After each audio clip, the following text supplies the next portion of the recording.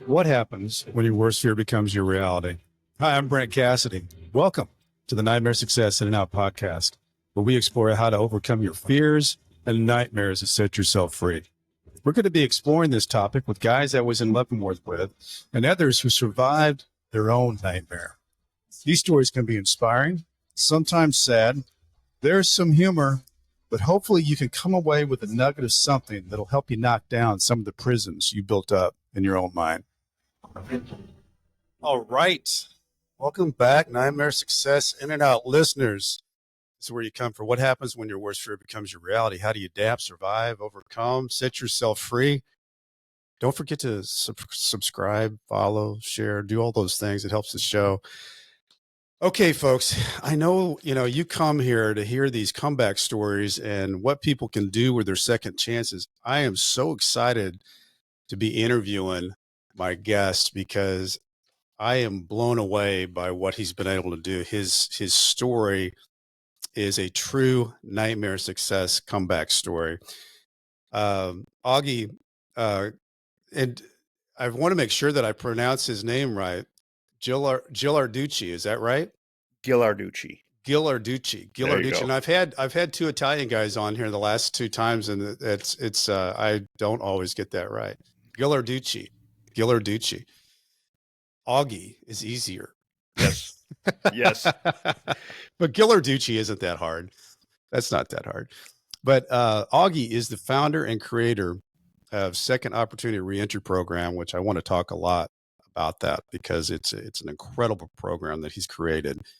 And he knows all about second chances because he owned and operated a successful financial planning firm for 15 years.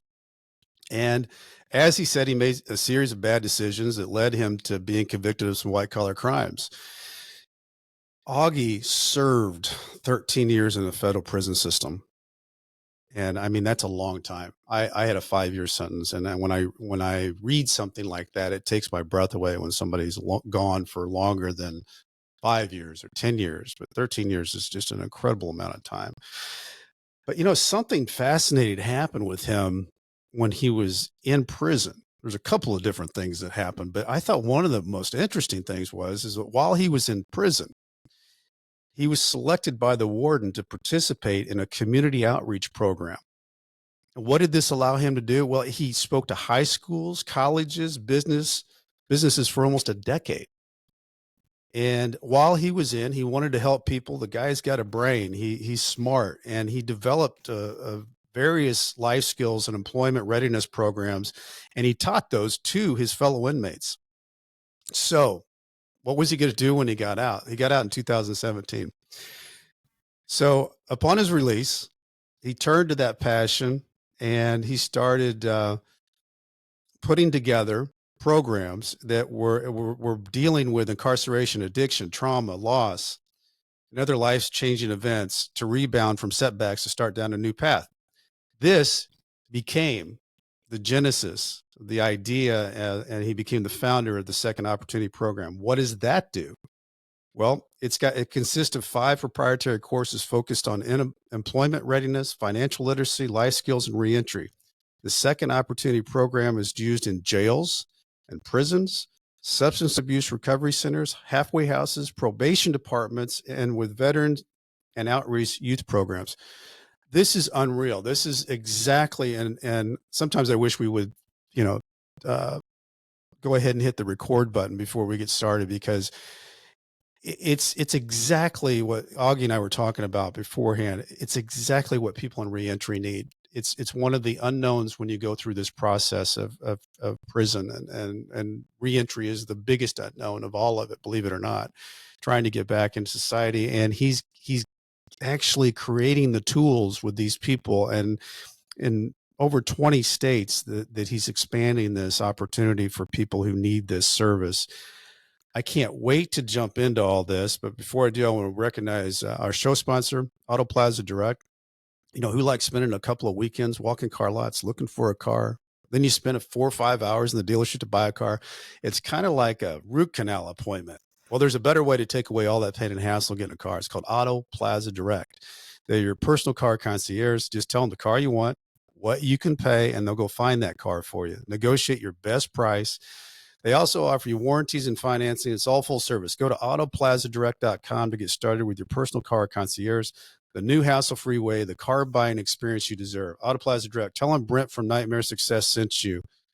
Augie, welcome in. Thank you so much for making time to be here today. I appreciate it. Thank you for inviting me. It's my pleasure to be here. So, Augie, your story is like I said, it is a true nightmare success story, because it's you were dealt with all this adversity. You had success. You hit the bottom and started walking your way back up the stairs.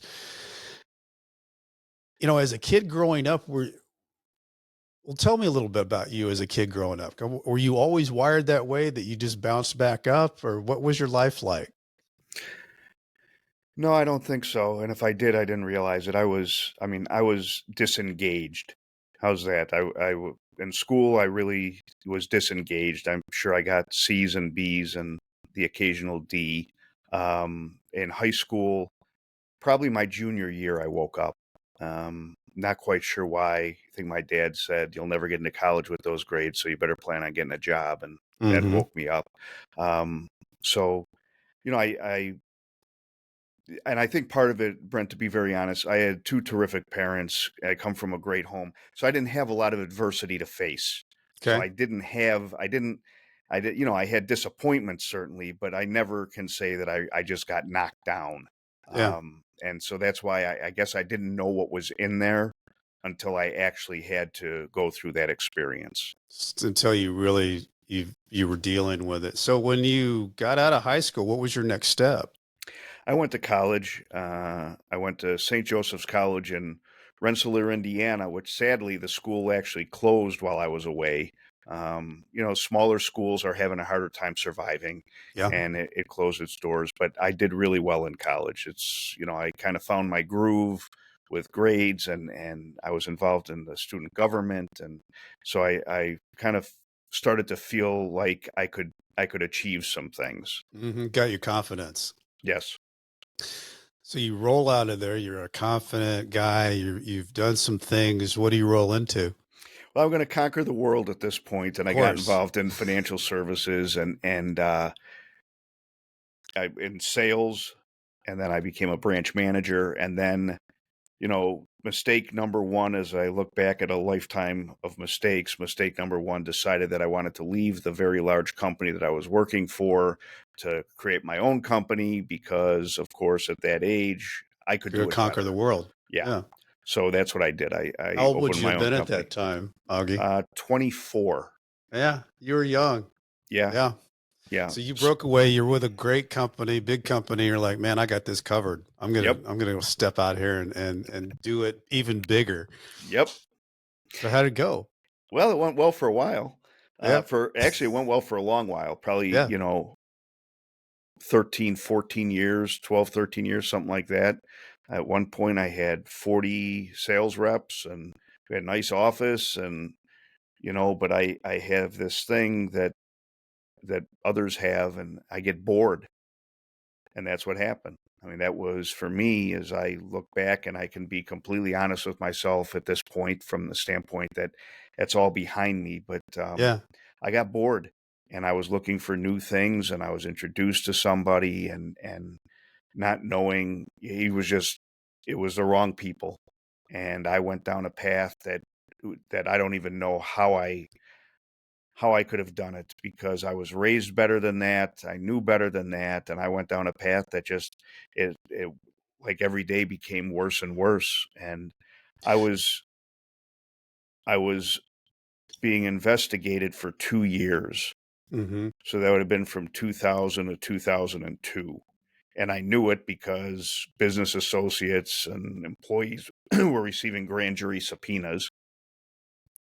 And then I waited, then I was indicted. So after 2 years of being investigated, which every day waking up was its own little nightmare. It's its own nightmare. I'm curious, with the people that you said you connected with, did you, Augie, feel like that was a bad connection from the beginning, or was it once you got into it, it started to feel like, oh man, I'm in something I probably shouldn't have Actually, gotten that's into. it happened that way. So for a while, I didn't think it was a bad connection in the beginning, and I thought that this was something that I would enjoy doing, and I did. But there was that day that came that I realized where I'd put myself, Mm-hmm. and it was entirely on me. I mean, and I like to say that that's when I really committed my crime, is that when I knew what happened and I didn't take action about it. Mm, Because in the beginning, I really didn't know what was going on. But right. once I figured it out, I didn't take action. And that's how So things spun out of control. when you're going through this for 2 years, at that time, were you married? Do you have kids? What was going on in the other part of your world? Well, I was going through a divorce. I did have two young children. And so I mean, it was affecting So every your part of world my was world upside down. completely, and one of the mistakes I made, that as I look back, I siloed myself. I Hmm. didn't share anything with anyone as far as what was going on. I was just kind of hoping things would just go away. Yeah. And obviously that's not a good plan. Yeah. What do they And I think it's interesting because so many people I talk to, including my own experience, is that when you get into this, and especially when you get into the federal piece, it almost feels like you're dropped into this hole that you think you can step out of, and then all of a sudden you feel like that the hole's gotten wider and it's gotten deeper and it's gotten darker, and there's just, you can't grab onto anything, and that feeling of loss of control. And when we're guys that are used to being in control, that we can, because the reason why we get into business and do the things that we do and create is that we think we have the ability to make a difference and change things. And when you are waking up every day and you realize that you're not, it's like it's a weird feeling, because it's not what you're used to. It's not your vibe. And it's a hard thing to work with, because it's a nightmare you wake up with every day, you go to bed with every day. And you did that for 2 years. It's just, you wake up with it, you fight, you go to bed with it, you wake up with it. And it's when you got to the end of those 2 years, um were you, with the indictment, was your thought is, I'm going to fight this thing through trial, or was your thought is, I want to get this off my back and do some type of plea deal? No, I was one of the really foolish ones. My thought was, I'm going to go to trial on this. I never intended for this to happen.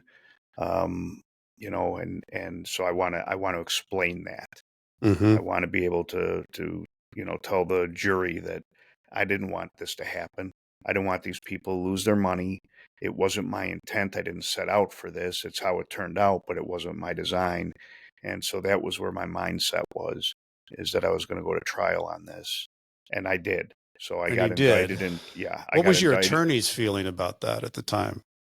That's a whole different story that he was a nice man, but he was, at this point, by the time we got indicted, I was broke, Mm-hmm. spending money on a Which is paid very common, lawyer, by the way. very common. And so I was given a federal defender, and I spoke with him, and he was very confident. But then he bugged out because he had another case come up. So I went to a panel lawyer. So he wasn't part of the federal defender office. He was just an sole practitioner that didn't even have a photocopy machine. Yeah. And we're going up against the federal The government with United States of unlimited America versus your resources. And name. Yeah. yeah. And so it was just it was a bad situation that I put myself in. And I realized after the opening statements what a mistake I had made. And the trial Mm, ended up going like 10 and a half weeks. But I it's a big realized at the trial. opening statement that this is not going to go well. I had no idea how bad it was going to get, but because we never sat down and looked at the sentencing guidelines. I didn't even know what they were, and that's on me too. I mean, I should have looked at what the risk really was to what I was to the Well, to the other the thing that idea of going to trial. I think the other thing too, Augie, for people who are listening to this, and there's a lot of people listening to this that haven't gone to prison. Um, One of the things about the federal system is that you can have like 3 or 4 charges, but they can stack those charges. And each time they, like, in my case, wire fraud or mail fraud, if you've had a company that's been in business for 30 years and you stack that, you can be looking at hundreds of years. Yeah. And the intimidation of that is takes your breath away when you look at the breadth of, and I do believe this, though. I think that when they're used to what 97% of the time, 98% of the time, people who are indicted plea bargain. But Yep. those that don't, I think they come harder at those people because they say, this is what we do. We're giving you this way. And then I think if it doesn't go that way, because I've talked to so many. Jeff Martinovich is a guy that had a big, huge hedge fund, $1 billion deal. And he went and he fought, and, he ended up getting, I think, a 15-year sentence and had 8 years and that he served. But every story that I hear about that, Augie, is it feels like that when they get to that 97% and you don't plea, it's like they bring out the elephant to sit on you, and it becomes that much harder to get and eat the elephant. Yeah, it's I would agree in my situation. I would absolutely agree with that. That they're not used to people that want to go to trial, and they have a whole different level of preparation they have to do, and so Yeah. on and so forth. And so it creates extra work for them. And Mm-hmm. um, yeah, it was a series of bad decisions. I should have, when it first came out, I should have done the right thing, and that was to get a lawyer and go talk to the government and say, here's what happened. Yeah. And I don't know what would have happened with that, but I'm sure it would not have been 13 years, Oh gosh, no, for you sure know, not. No. and but instead I took the path I took, and it turned out the way that it did. So you go through this 10-week trial and you're standing there, jury comes out. What's going through your head? Um, I was at that point resigned to defeat. You I felt was it resigned. already. I really mean it when I say, when I heard the opening statement of the government, I didn't like myself. I No. mean, so I was resigned to defeat, but still had no idea what I was going to be facing. And so I just remember at that moment, it was right before Christmas. And my biggest concern at that moment was that they were going to um, cuff me and send me to MCC, and Mm. that I wasn't going to be able to spend Christmas with my family. That was my Mm-hmm. biggest concern at that moment. And the truth is that when they read the verdict, the government was jumping up and down that, he's now a flight risk. He needs to get locked up, at MCC. And the judge, you know, thankfully in that moment said, no, no, he's showed up here every day. His family's come here to sit behind him every day. He's not going anywhere. And then he looks at me and points his finger and says, Mr. Ghilarducci, if you run, it's going to get worse. And I said, I understand. Mm-hmm. And so I was allowed to remain out on bond until the following July. I had to self-surrender. It was July 18th of 2005. That had to be a weird few months, knowing Yeah, because and when you were sentenced, I'm assuming the sentencing happened after yeah. did you have a sense of where that was going to come down, or was that a shock also? No, the shock was that, after a person's convicted, they have to meet with somebody that does a pre-sentencing report, the Mm-hmm. PSR. And so I remember a woman came out to sit with me. I didn't know her, but I knew where she was from, and she's asking me all these questions and putting all this information together. And the shock came when I was provided with a copy of the PSR. Mm. And I remember that some of the totals, as far as the sentencing guidelines, went up to 420 months. Yeah. And Yeah. that's when I was like, this Took your is breath this is away. insane. Yeah. Yeah. This is absolutely insane. And so when I got sentenced, the actual sentence was 190 months. So And that's that's, a lot. And I joke about it now and say that not only they sentence you to prison, but they turn it into a math problem. I, So as you're and, standing there, you got to figure yes. out what it is. I don't know what it is, but it's a Well, lot. it's so funny because that's in our situation that like I got 60 months. Well, I was thinking, okay, that doesn't say, no, that's 5 years.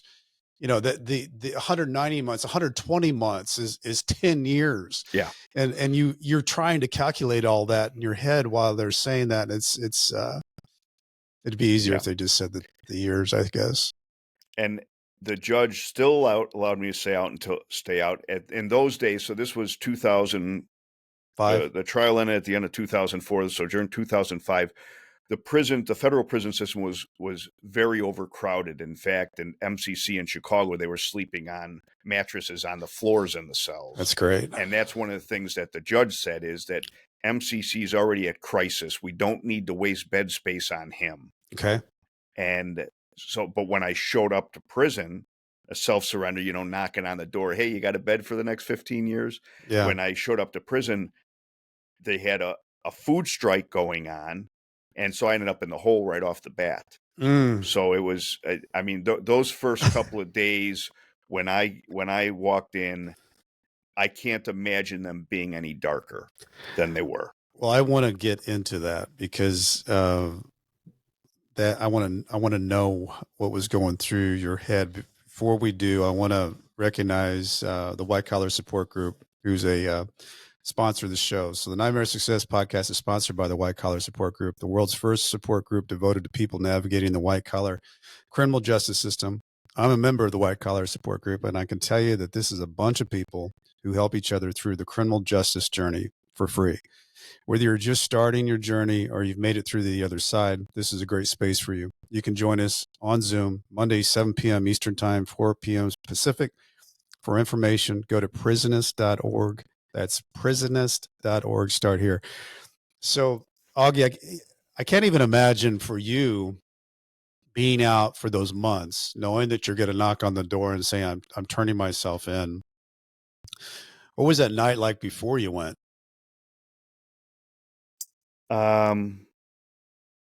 Fear, not knowing what I was going to be facing. The unknown. Just, yeah. I had some speeding tickets in my life. Yeah. But I had never seen the inside of a jail or a prison cell. I had never had handcuffs put on me. None of those things. Mm-hmm. So just fear of what I was going to be facing. And I will say this, I quit smoking. I quit smoking on July 18th at 11:55 a.m. because I had to report in at noon, and there's a guy driving the perimeter comes up and says, "What are you doing?" I said, "Well, I got to surrender." He said, "Get rid of that cigarette and get in there." Right. So anyway, one of the biggest things. There's a joke somewhere in there that I quit smoking at 12:55. Yeah, there's a couple of jokes in there, but they weren't funny at the time. No. So I had the physical effects of quitting smoking. Sure. And I smoked for the last 6 months. I smoked really heavy because of knowing that I was going to prison. Yeah. And so that was a part of it. But Brent, I'll be honest with you. I remember this like it was yesterday. And this was back in 2005. But you get inside and they cuff you up and they take your clothes that they're going to send home or hold for you or give away, whatever it is. They're not going to hold it for you. And then you wait, and then somebody from medical sees you, and then they bring you down to the cell, and they open the cell door, and there's a guy sitting on the bottom bunk, and he's sitting there in his gym shorts. He's not wearing anything else. And this guy, first of all, from his chin all the way to his feet was tattoos. All tattoos. And he looks like he's been lifting weights since he was 2 years old. I mean, this guy looked like he walked out of a magazine. And he looks at me, and they close the door behind, and we start talking, and it ends up. I mean, I'm not going to say his name out of respect, but he was one of the nicest young men I'd ever met. Yeah. And he actually looked out for me. I mean, he's telling me what's going on and this and that. And, I'm in there, and it was the first few days I couldn't get to a phone. I just You were wanted in to the call my, hole, right? You went to the hole right when you yeah, got in. So how long did they leave you in the hole? I was in the hole, I want to say 5, 6 days Wow, what an because, entry. What an oh, entry. oh, and on the inside, it's all guys that were locked up because they Yeah, were, because you're not at a camp with that no, time. no, I was at Sandstone behind the double razor wire Hmm. and, yeah, it was like, it was an entirely different circumstance. It was worse than I imagined it was going to be. Yeah. It was Yeah. worse, and the physical withdrawal from the nicotine, the inability to get to a telephone to talk to my family to let them know that I'm okay, because I told all of them I'll be calling you and let you know, And you're my not. kids, and I can't do that, and that's weighing on me, and just the uncertainty that went along with it. It Yeah, you're in was no man's land. You're those first literally, few days were, I mean, that was, for me, that was kind of the break point of, I mean, this is what this is going to be like, and fortunately, it wasn't. I mean, as I yeah, said, this guy was really nice, and I'll just tell a quick side story. So when I finally get out after 5 days, and I'm sure all I did is complain about wanting a cigarette, right? yeah, sure. I get out, they put me in one of the units I'm in. They call it the trailer park. It's just a row of bunk beds with tiny lockers next to it, Yeah, and I'm wearing a size 4X jumpsuit, which I probably would be a 1X. yeah, And so my pant legs are dragging way past my feet, and I go yeah. to and they put me on a top bunk in the trailer park, and I'm not in there 10 minutes. And somebody comes up and says, "Hey, there's somebody at the front door for you."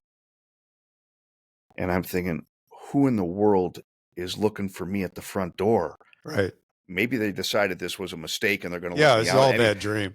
Yeah. Anyway, I go downstairs and there's a guy, and he said, "Are you Augie?" I said, "I am." And he reaches his hand out to shake my hand, and he puts a cigarette in my hand. And we shake hands, and he says, "That's from the guy that I was in the Guy that hole was in with." the hole with you. And he said, he told me, "You can have as many as you want whenever you need them. I'm right over there in H dorm, and my name is, and you could just, I'll find you every day when you're moving around. Just tell me." And I gave it back to him. I said, "No, no, I'm good." And he said, "No, he's not. He doesn't want any money. Don't worry about it."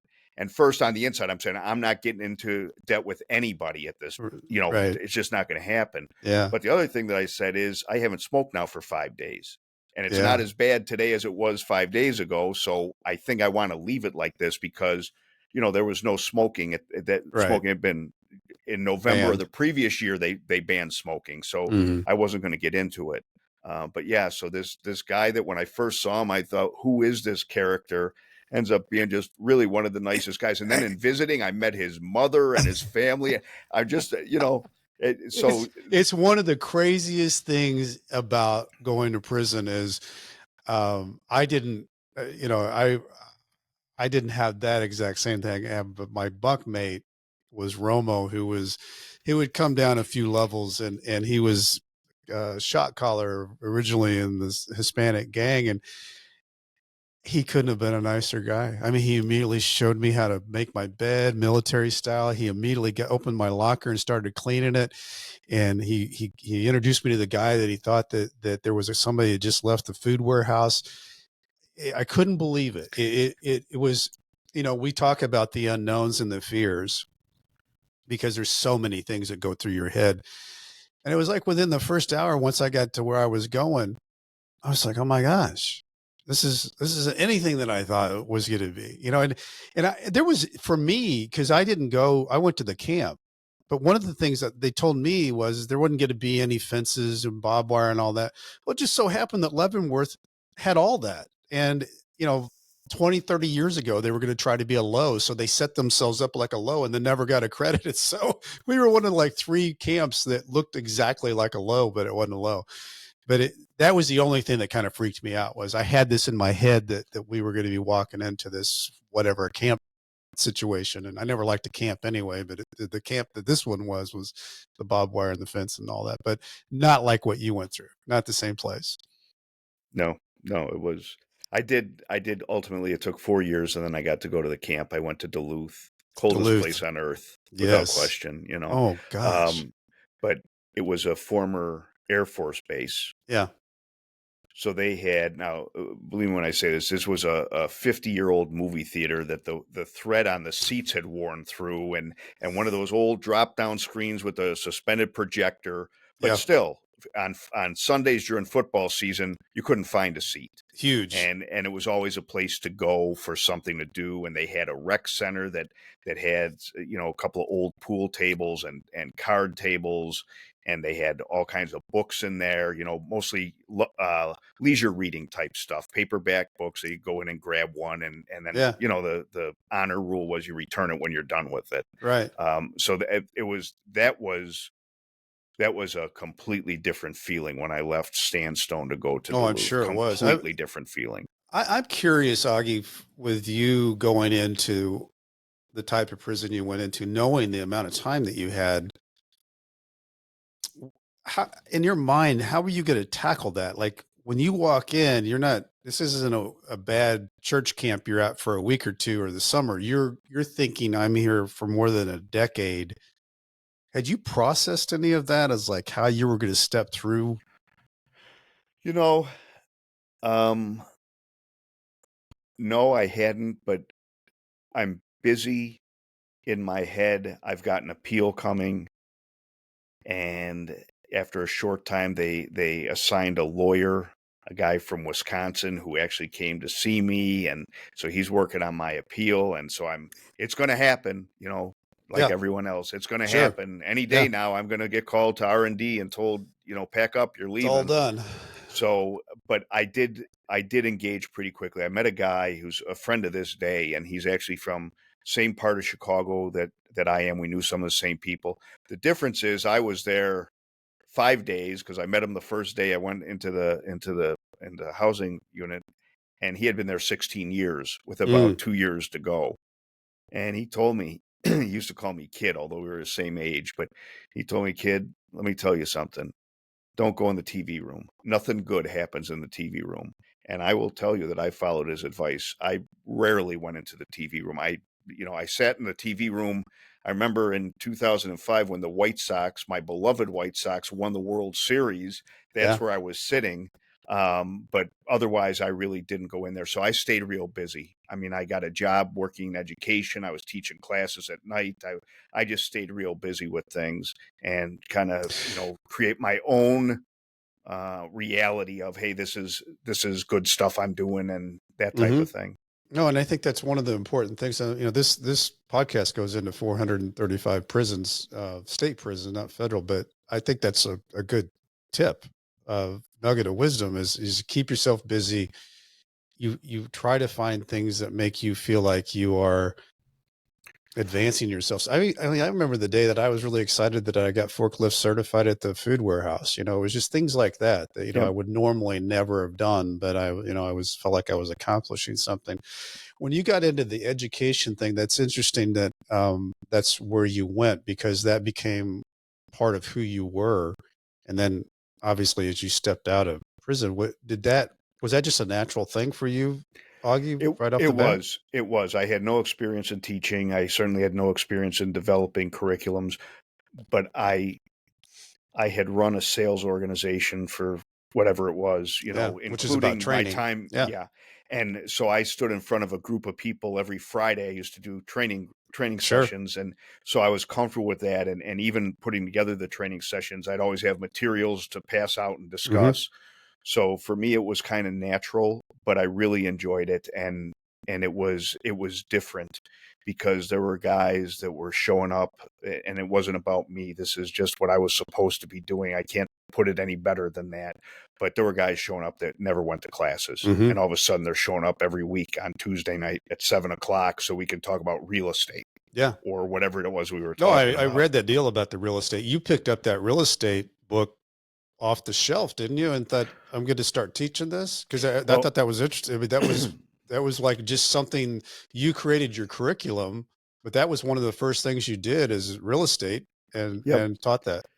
Excuse me. So there was a young man in the cube next to me, And I saw him last summer in St. Louis. I hadn't seen him. He released in 2007, so I hadn't seen him in all those years. Yeah. And he was just a young guy. He was 25 maybe when he got out. And so now he's got 2 children. I met his wife. He's got a beautiful home. We went out for dinner together. It was like walking into a time warp. That's But he's the crazy. one that really pushed me to teach, because he said, man, I want to learn about real estate. You need to teach this class. And finally I said, okay, Nate, I'll do it. And I went and so you get it, and the people that are watching or listening to this get Yeah. it. I show up, go to main line, because that's where they all congregate, all the staff congregates. And I walk up to the guy in charge of education and say, I'd like to teach a class. All right, come and see me tomorrow at 2. And I show up the next day at 2. He's not there. And then I find him again. He says, come tomorrow at 3. And I go, and he's not there. And I'm chasing this guy like I'm a puppy for more than a month. Right. And finally he said, I don't get you. What do you want to teach for? I said, it's something to do, and I'd like to do this. He said, Yeah. well, I'm not going to pay you. I said, I'm not looking to get paid. I just want to teach a class. And that's how it got started. And it ends up, by the way, that this guy in charge of education, when I went to leave to go to Duluth, he called the supervisor of education in Duluth and told him that when I get there, he should hire me. This guy's coming. Yeah. And so he ended up being a really nice guy. Oh, And that's he opened great. that door for me so that I was able to continue in education when I went up to Duluth. So, so how long were you before you went to Duluth? How many years was that? 4 years. 4 years. Which is a good amount of time. Yeah. Oh yeah. I saw plenty. I had to get under 10 years in order to be Right. eligible to go to the camp. Yeah. And so once I got under 10 years, they put me in, and I was sent to the camp in June. So June of 2009. So when does the opportunity arise that the warden picks you out of the flock of inmates and says, I want you to do this and go and speak and be a part of the community outreach program?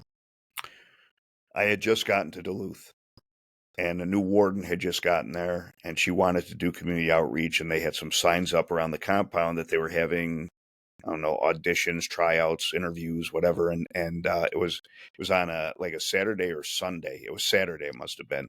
Mm-hmm. And so I was one of a long line of people, wait for 15 minutes for each person, Mm-hmm. and you go in, and it was the warden, the AW, the captain, a lieutenant or two, a case manager. I mean, a whole group of people. Yeah, you're literally auditioning like American Idol. Absolutely. And so, but I don't sing, so that didn't happen. Well, I don't dance either. But anyway, I went in, I said what I would say, because that's what they say is, what would you tell the community? mm-hmm. And a couple of days later, I got called to whatever the warden's secretary's office, and they selected 3 of us, and I was blessed to be one of them. That was 3. How many people were at that camp? About 1,000. Yeah, I thought that was a pretty big camp. We only had 435, I think, but I remember Duluth being a bigger camp. Yeah.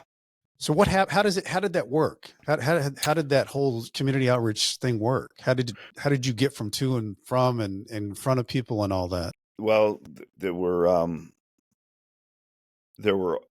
staff members in charge of the outreach program. And so we would go to a different place. They wouldn't tell us until that morning, like, be down here in 30 minutes. Mm-hmm. And so you run and you put on a cleaner shirt, or you brush your teeth or whatever. And they take you by van. There would always be at least two cops there. They take you to the place, and you go inside, and, as a picture going to a Rotary Club luncheon, picture going to a leadership group, mm-hmm. and coming in and talking about. So there's 3 of us, and we worked out our own thing as far as who went first, second, and third, and kind of played off of each other on some of that. And so that would happen. And there were times of the year that it was busy. It was like 2 times in a week. And then there were other times we'd wait a month or 2 between events, in the winter time, especially between events. Yeah. And went into some high schools, went into some colleges. In fact, it had to be really interesting for everybody involved in this, because you walk in with your khakis on, right? Yep. Yeah. Yep. In high school. I'll tell you that I went to the same warden who put this community outreach. She knows who she is. We went to an event like a Rotary, and the guy that's the host comes up, and he shakes our hand. and they've got a buffet lunch out there. And he said, help yourself to lunch. We're going to start in about 20 minutes. And she came out of her shoes. Absolutely not. They can each have one glass of water. And, so Treated it was like animals. embarrassing. It Yeah. was embarrassing, Yeah. and then go stand in the corner. We couldn't sit down, and then Mm-hmm. we leave. And then interestingly, a new warden comes in, and he comes out to one of these things, and the guy says the same thing, different guy, different group, Mm-hmm. whatever, but it's basically the same thing. And he says something like, "Eat up, fellas. I'm sure it's better than what they've got back at the prison." And so it was just a different Just thing. shows you how different, one warden can be to another warden. It just happens to be what their personality is. And the warden I just spoke of, we sent notes back and forth through LinkedIn last week, and he That's, mentioned to me that he remembered me, and he saw the work that I'm doing. He yeah. said, "Just thrilled to see what you're doing," and I responded, and I said, I mean, I appreciated the way that he treated me. Oh yeah. And that goes so far. I had a guy that I worked with that was my CO at the food warehouse, and he just treated me like just a regular person. And that's Yeah, so appreciated when, yeah, I mean, I remember the day that I got out, cause I'd gotten another job, and he made a point to come and shake my hand, uh, which is not common, with inmates, to say that he really hoped for the best for me, and appreciated, being able to work together. And I was like, it makes a big difference, because most of the time you're treated like cattle with a number. So when somebody treats you like a person, yeah. it feels different, and It you does. remember, and you remember it. So Augie, you get into this, and you do this speaking for a long time, but then you start creating programs for inmates to ready themselves to get out for employment, reentry, those things. How did that come to you? What started that? I you know, nobody But by the leaves. way, before you say anything, that is an incredible thing to do while you're in prison, because it's the most needed thing that's not given at that moment when people need it. So what happened was I kept seeing it. You kept seeing it too when you were in, and nobody ever leaves saying, "I'll be back." No, I'll We all see you say the same guys in a thing. little while. Yeah, I'm never doing this again. I'm not putting Right, my family through this. right, I'm not going to live like this. right. And they end up coming back. And Yeah. I'm a pretty observant guy, and it was the same types of stories that we're hearing, is that Mm-hmm. somebody is got an unresolved substance abuse issue, somebody, Mm-hmm. limited education, limited job skills, Mm-hmm. limited support network, and Mm-hmm. those were the same things that were bringing them back. And so I started to work on some of that, and putting it together, and mostly it was just based on kind of listening to guys that had made those mistakes. And because Mm-hmm. I hadn't gone through reentry at that point, Right. but I did a pretty good job, I think, putting it together. And then I had about 5 years to go. I was in Duluth, and the guy that was the clerk in the RDAP dorm Mm-hmm. had was getting ready to go home, and they asked him to find a replacement. And he came to find me and said, you might want to consider this. And so I talked to him, the staff over there. And so I started working in RDAP as a clerk. I still taught classes, but I was the clerk in RDAP. And, you know, then I had more access to books and materials, Sure. because RDAP had a lot of stuff. They have Yeah. a big budget and a lot of Yeah. stuff. And at some point, I was teaching this, and Word and my handouts, which I was typing by hand on an old Mm-hmm. IBM typewriter, but got back to the staff at RDAP. And long story short, they made it mandatory that any man in the RDAP dorm had to go through my reentry program. How cool is that? Because that could go one or two ways. That could go that everybody needs to go through. It's mandatory, or you should never have done this, and that's not part of the program. And who do you think you are to Yeah. put this in front of the other inmates? I think that is incredible, because the being recognized in prison as somebody that can help. As you know, Augie, you were there a lot longer than me. Respect goes a long ways in prison. It's a primitive environment, but if you have respect, regardless of who you are, you can walk differently in prison. And you were somebody that was doing something that was actually helping, which had to make you feel like I'm in prison, but I'm doing something. I'm making a difference in here. It did. It did. I've always felt like if there's just one guy that will take some of this and do something a little bit different so that they don't have the same challenges and they're able to overcome those things. I did feel good about that. And I just ran across one the other day. I was cleaning out my desk drawer. I got a letter from a guy, and before he left, and he just thanked me for just what I was doing. And I guess I never really read the letter, and Mm-hmm. I read it the other day, and he said some really nice things. And it kind of, after these years have gone now, I thought that, I never set out intending for this. I just thought that I could come up with some practical, common sense things to do, Right. not expecting that it would turn the way that it did. Well, let's talk about that because, when somebody spends this certain amount of time in prison, one of my favorite movies is Shawshank Redemption. And, the biggest thing is not to lose hope. And a lot of people do lose hope. And in that movie, you see the difference between Brooks, who gets out and he ends up going through everything and he hangs himself because he says, I can't do this. He'd just rather go back. And you've got Red, who had a friend with Andy who had given him hope, and he went through the same thing, the same grocery job bagging, and he marked he engraved in the wood beam that he was there, and he moved on. And the whole ending of that show is about hope, and I think it even ends with I hope. Um, Somehow in 13 years you had kept hope alive for yourself. Did you, as you got close, because you also worry about getting institutional. I was always worried about turning into prison, Brent. I didn't even know what that was. It just scared me. Um, when you were getting close to the door, your freedom, what were you thinking? I was a lot of apprehension Mm-hmm. about what things were going to look like. I was also I was determined.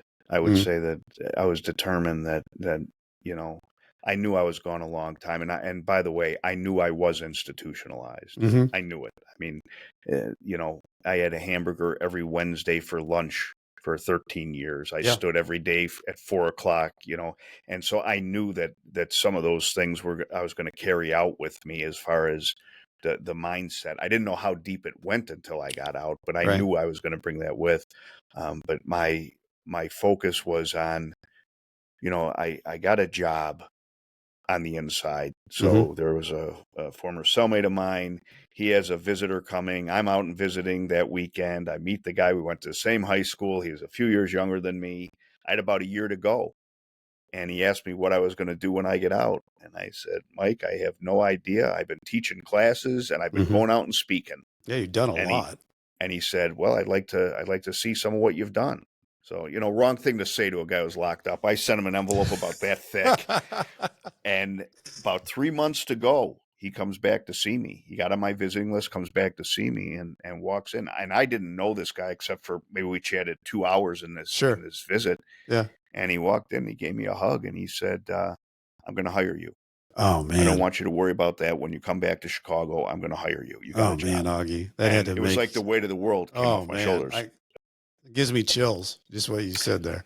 Because I say I'm in jails every week, jails and prisons, and Yeah. that's what I tell the men and women is that, for me, outside the health and safety of my family, and I lost both my parents while I was away, so Mm, there's those scars are going to be there mm, forever, but outside of those concerns, my biggest concern was who's going to hire me. yeah. What am I going to do? I'm walking out. I'm 57 years old. I'm not going to get a job, laying bricks or something because Right. I physically, I just can't last like that. And so that was my big concern. So when he said that to me, I would say, and I had, as I said, about 3 months to go. I walked differently those last 3 months. I bet There's you no doubt did. in my mind that, Yeah. and so that, and toward, as I was really getting to the finish line, my mind was on, how I was going to make an impact in that job. And what was his job? What was it? What was he offering you? So he had an executive search and staffing firm in Okay. Chicago, and he wanted me to be his director of training. Yeah. And so not Makes a only lot of train sense. his staff, but he wanted me to train some of their corporate clients. Mm-hmm. And that's why, as I mentioned to you before this started, I enrolled to go to school at Loyola to get a master's certificate in business ethics, because Mm-hmm. that would be something of value that I could bring. Sure. And I showed up for work every day, the first guy there, because I could get out of the halfway house early, Yeah. and the last guy to leave, so I could go back to the halfway house as late as possible. Yeah. But I showed up ready to do it, and things were starting to happen. But after a few months, he said, "My dad wants to meet you."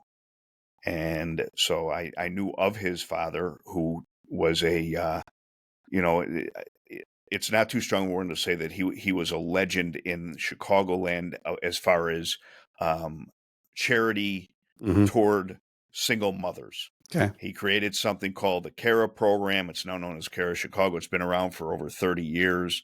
And so he knew, I mean, his son had told him, obviously, that I was locked up. And that's why Mike was such a kind guy. Mm-hmm. And so we go out for lunch, and his dad's grilling me, asking me all these, what'd you do here? And how'd you do that class? And what'd you do this? And tell me about this outreach program. And just, and then at the end, he said, "Augie, I want to help you. Will you let me help you?" And I said, "Mr. Owens, I'd be honored." And the next day, he introduced me by email to Tom Dart, who who was and is the Cook County Sheriff. Wow. And in those days, Cook County, that's the jail in Chicago, not a population 9,500. It's the largest single site jail in the world. Mm-hmm. And so 4 or 5 days later, I'm invited to go down to Cook County Jail. And they asked me to bring with any of the stuff I had been teaching on the inside. So I'm digging through the boxes I sent home Sure. and pulling some of it out. And I show up there, Brent, and I walk behind the razor wire, and the hair on my neck stood up. I bet I it mean, did. it was a feeling. Yeah. And they're escorting me, and I'm sure that I'm, just swallowing hard and probably sweating a little bit. And Mm-hmm. we walk up to this room, and they open the door, and there's got to be 20 cops in there.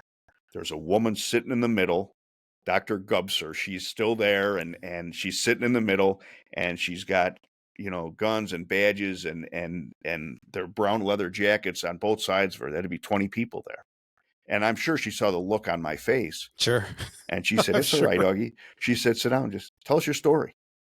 And so I told him, and she said, "What did you bring with you?" And it kind of like coaxing it out of me. And I told her, and they passed them around. And before the meeting even ended, she said, "We don't have anything like this. Can you help us out? Can I get you to come in here and do this program?" And I wanted to think about it for a day, but I knew what I was going to Sure. do. But I just wanted to make sure that I was ready for it.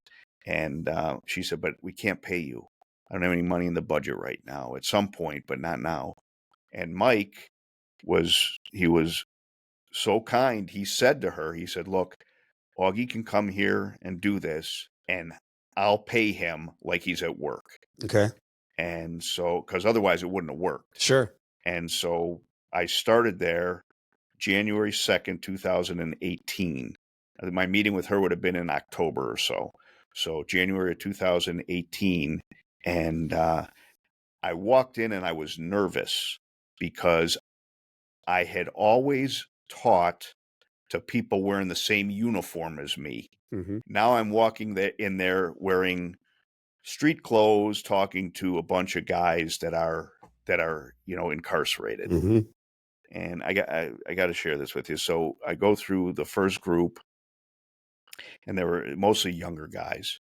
And I was in Division 6, and it was mostly younger guys. And they're kind of slumped in their chairs, and they're looking at me, and I'm sure they're thinking, what's this dude here for? What's this about? Mm-hmm. And so I started to talk to him, and then I told him my story and how I had been locked up and how I had put this together. And all of a sudden they're starting to sit a little straighter in the chair. And when I ended, they lined up, every one of them, to shake my hand. Wow. And it moved me. Oh man, that It would have moved moved me me. because, I could see that they connected. Yeah. It wasn't about anything other than my story and what I was trying to do, how I was trying Hmm. to help. Trying to help. And yeah, and so from that point on, it just took off. It went from one group every Tuesday to 4 groups every Tuesday. So I'd be there from 8 in the morning till 8 at night. And then I started going into Kane County and Kendall County and Grundy County, and I was going into a treatment center. I was working in a halfway house. I was working in a diversion program in the Cook County court system. And, so this thing was taking on a life of its own. And at that point, Mike decided that it was inconsistent with his core business. Hmm. And so there's a guy that I had met who was a friend of Mike's, and he used to office in Mike's place. He had a real nice office building or office suite, and Hmm. the guy would come in there and do some of his work. His name was Dan, and so we start talking, and because I didn't know him before I went Okay. away, but he sees me showing up every day working on things, and so he said, "I'd love to see what you're doing." And I said, "I can't get into Cook County, but I go to Above and Beyond, which is an outpatient treatment center. So Hmm. I'm there every Thursday morning. If you want to come there, you can check it out." Hmm. And he came in, and Dan's a recovering alcoholic. He's been sober now like 11 and a half years, and he is a terrifically nice guy.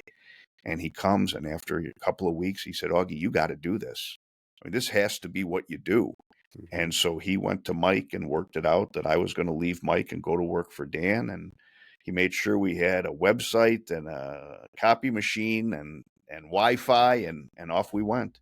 And I would just run around and find new clients, and he administered the business. And so we co-founded this thing to really, you know, get some traction. And then, What year would that have been, Augie, when that happened? so we would have been toward the very end of 18, Wow. beginning of 19. So I So you guys think have really grown. yeah.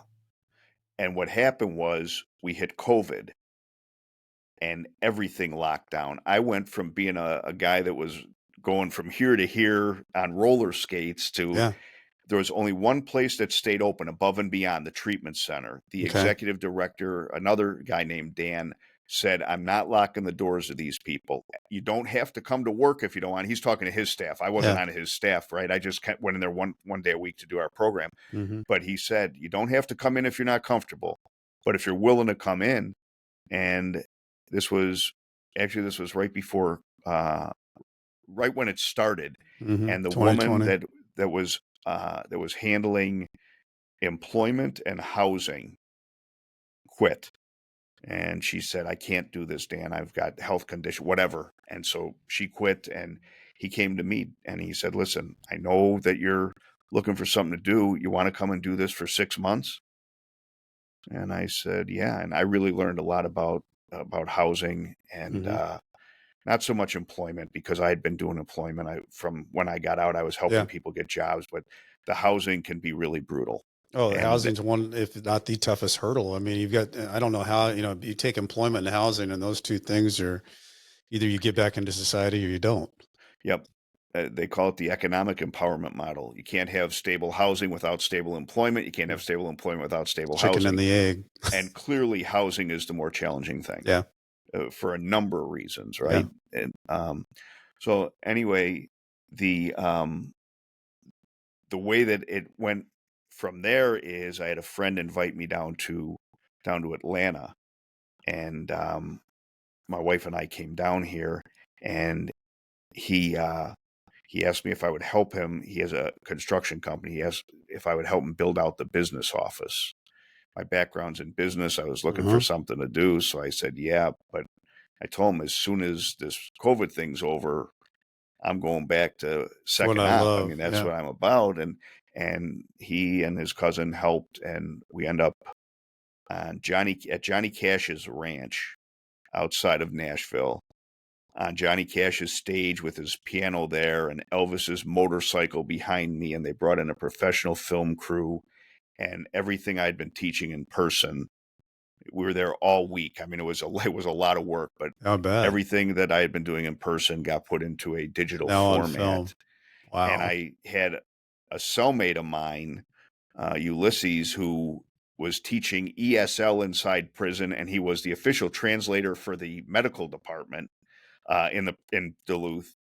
I invited him to come down, and he did the Spanish language portion. So we've got English and Spanish, and he translated our workbooks so they're English and Spanish, and that. So when we come out in, excuse me, this would have been about April or May of 2022. So just Okay. a little over 2 years ago. That's when we had a product, because we filmed right before Christmas. But by the time everything got done on the technology side, and so we had a product in around April or May of 2022. And then since then, we've been, we're in like 24 states now. A lot of our stuff goes out through tablet, but Sure. I go to as many facilities as I can. I've only missed 2. We do a kickoff where I go and I enjoy it. They walk me in all the housing units, shake hands with the men and women, try to provide encouragement, tell them here's how we can help you. These courses, when you get out, you can contact us. We got post-release support. We'll help you with a job, or we'll help you, we'll Yeah. help refer you for these other things. And to me, it's Oh, I mean, invigorating. Augie, you're I can see why all this works too, because I mean, you are inspiring. Your story is inspiring. What you've done is inspiring. So to be able to walk those hallways and talk to those people, they feel that.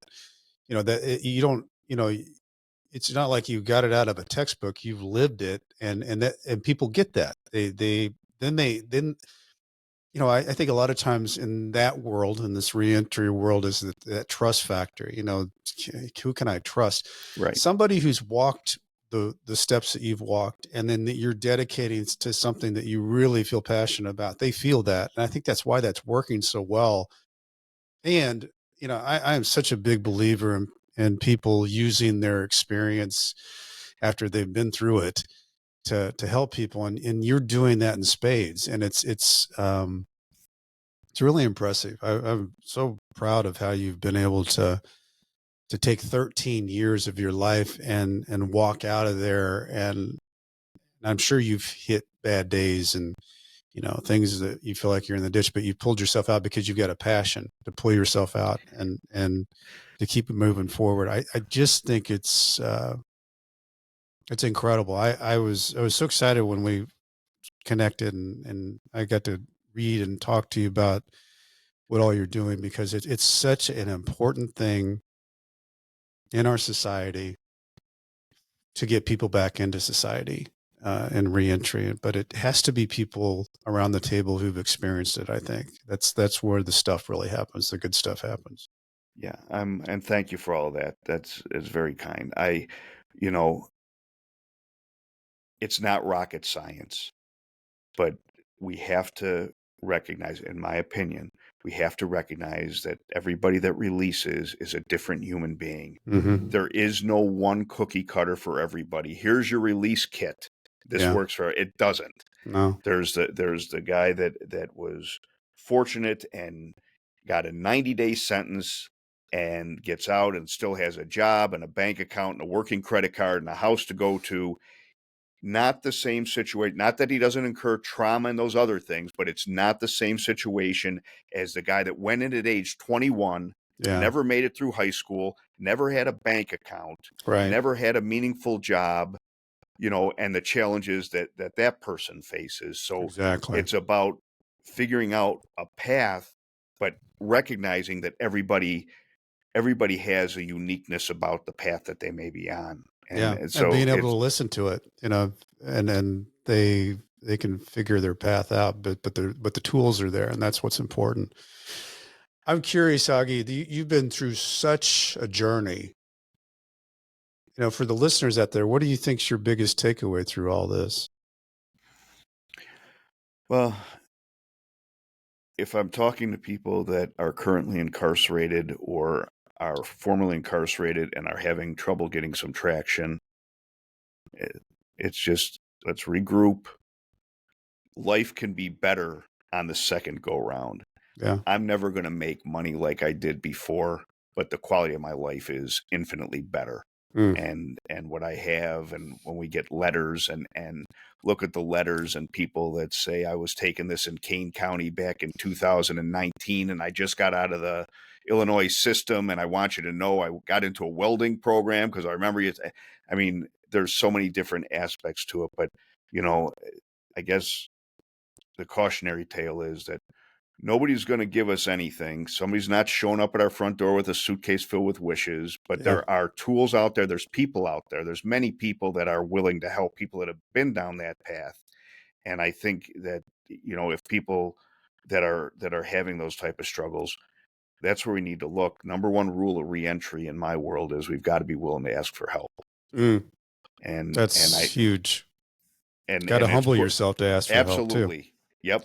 We've got to show some humility and say, hey, I don't know how to do this, or I'm really struggling with this, or I can't seem to adjust to the way the speed of life. Yeah. Because I promise you, there's been so many people that have gone through the system that there's many people out there that can relate to what your challenge is and can help walk you through it. Yeah. Good point. Good point. And for people to get a hold of you, Augie, I guess you've got a great website, the Second Opportunity website. And is it secondopportunityprogram.com? It's secondop.com. And Second op. second is the number 2 with the letters ND, as opposed to and spelling then out op, second. OPP. OPP, short for opportunity.com. Yeah. And our phone number is 847 257 2713. 847 257 2713. Gosh, Augie, just keep doing what you're doing, man. I hope you have the same type of success the next 2 or 3 years you've had in the last 2 or 3 years, because it's a big deal. Talking about being grateful, I want to thank Homestead Financial for letting me use all this fancy equipment in this podcast room here. If anybody's looking for home mortgage needs, Greg Afdiev is definitely your guy. He knows it all. If anybody's looking for a book out there, I've got one. It's on Amazon, Barnes and Noble, Nightmare Success. Everybody, I love you guys when we're with the show. You know, your follows, subscriptions, the likes, comments, all those things. Share.